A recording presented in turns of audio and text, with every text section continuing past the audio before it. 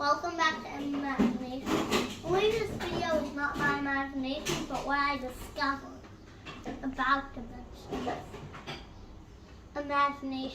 Dimensions. No, so let's say you had a 2D plane inside a 3D plane. Now let's squish that 3D plane to the 2D plane. Now you got this. Now let's squish that 2D plane to a 1D plane. Now you got this. Now let's squish that 1D plane to a 0D plane. Now that 0D little dot there that was this is not gonna have, as you might expect. I was thinking of negative dimensions, and when you plug in the problem, it actually happens that it goes from a 0D dimension to a 1D. Actually, that is negative 1D. Can I tell you why? Because it is actually covering what is covering it in the positive dimensions. It's flipping in the dot inside here got flipped, and now when this is turned into a dot, this turns into a line which is negative 1 dimension, and it's covering the thing that covered it in positive dimensions.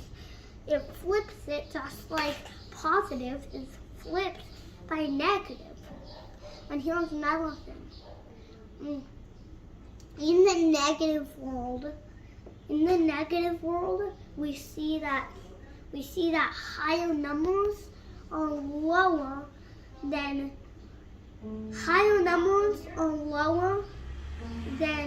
lower numbers, and lower than lower is more, which is higher, which makes a little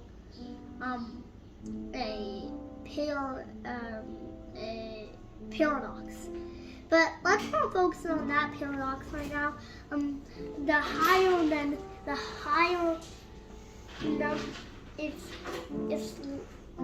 number is lower than the lower numbers. Is actually this dimension is higher than the lower, or if this dimension is higher when it's actually than this dimension, when it's actually lower than that dimension. It's negative 1 dimension versus 0 dimension, but the negative 1 dimension takes up more space. Just like a bigger number in negative is smaller in dimensions. Let's talk about it that way.